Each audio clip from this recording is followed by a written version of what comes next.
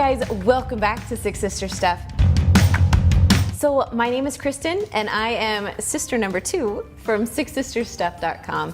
Now I share a lot of Instant Pot recipes, so I took a little toll on the community tab to see what you guys would want. And at least half of you asked for keto recipes. So I thought I would share with you some of my favorites. Now I've actually hadn't done a lot of keto recipes, so my husband and I decided to do keto for a little bit, and just so I could get a feel of the recipes, what ingredients you should use, which ones you shouldn't. So I feel like I'm a little more prepared to teach you how to make these keto recipes. So let's get started. Philly cheesesteak stuffed peppers, because I mean, you're trying to stay away from the carbs, so I thought Philly cheesesteak in peppers would taste amazing. So let's do this. So I'm gonna first turn my Instant Pot to saute. So push the button there. So we're gonna heat it up a little bit. Then we're gonna put about a teaspoon, a tablespoon, whatever you'd like, of olive oil. We're just gonna saute some vegetables, so we just need a little bit of oil.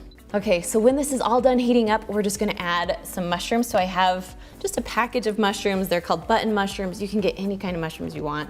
We're just gonna put it in there. I love mushrooms in Philly cheesesteaks.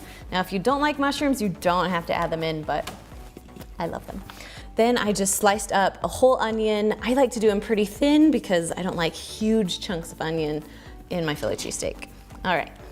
So we're just gonna mix this around a bit, saute until the vegetables are a little bit soft.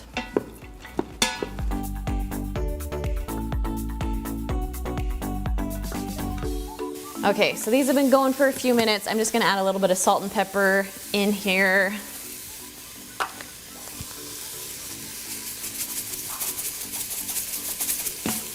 And then mix it up a little bit. So you'll cook the vegetables for about 6 minutes or so.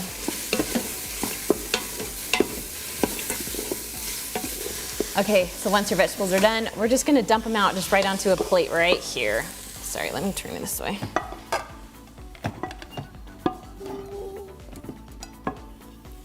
Okay, so I'm just gonna put this back in. It's okay if there's a little bit left, because we're just gonna cook up the steak now. So I'm gonna add just a little bit more olive oil to the bottom. Now I did pre-cooked steak. You can also just get some steak that's already pre-cut from the butcher. However you like your Philly cheesesteaks, use that kind of meat. So this is pre-cooked, so pretty much I just have to warm it up. But if you get some from the butcher, you want to make sure that it's pretty cooked all the way through. Okay, once your steak's done, we're just gonna add the mushrooms and onions just right back in.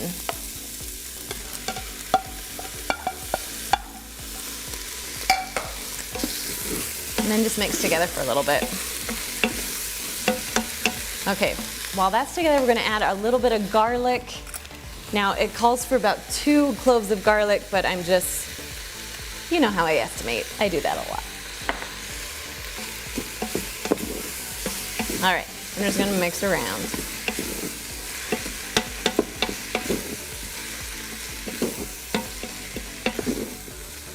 All right, we'll let that heat for just about a minute or so, and then we're gonna get to cooking our peppers. Okay, so once it's all done, we're gonna just put it back on the plate, and I'll show you why in just a minute.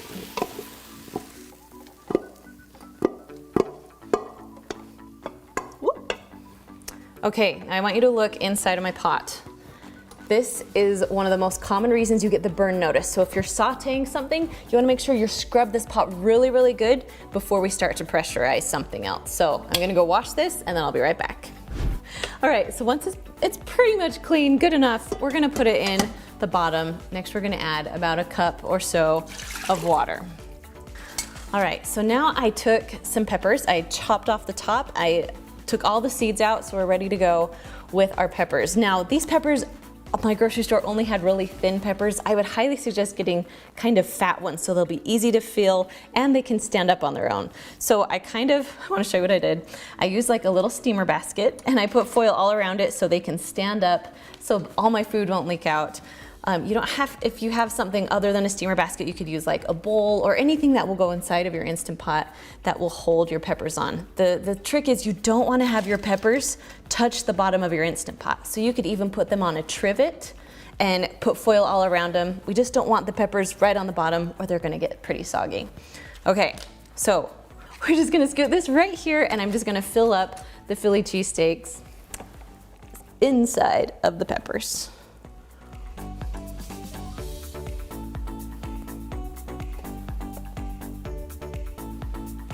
Okay, once the peppers are all full, you'll notice that I still have a little bit of steak and mushroom left. Now this will feed about 6 people. I only need 3 today, so I'm gonna take this and stick it in the freezer, so all I'll have to do is cook my peppers later. So that's kind of what's happening here. Okay, so now I'm gonna take some provolone cheese, just because I love provolone. You can use other kinds if you'd like. But now usually if it's a big pepper, you can just put this right on top, but because mine are little, I'm just gonna separate it a little bit and kind of just pack it in. We just kind of want our cheese topping. Also, you can also put a cheese layer in your pepper before you throw your peppers on, but I didn't today. All right, almost done here. All right, so right now my Instant Pot is still on saute. We don't want saute anymore, so we're gonna push cancel. Cancel.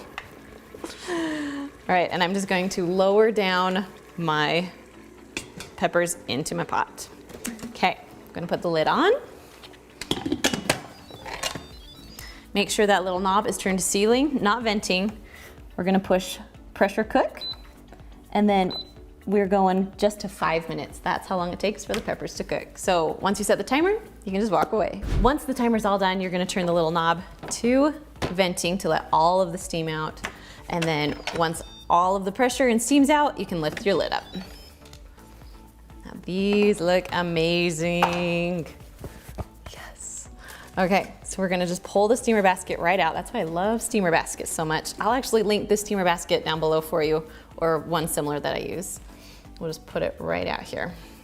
Okay, so they're gonna be a little bit hot. I'm just gonna pull them out with some tongs, just so you guys can see how good they are. Just gonna put them in a bowl so they can stand up, so they won't tip on me. Nice. All right, if you guys can see that, this is one of my most favorite things that we've made since being on keto.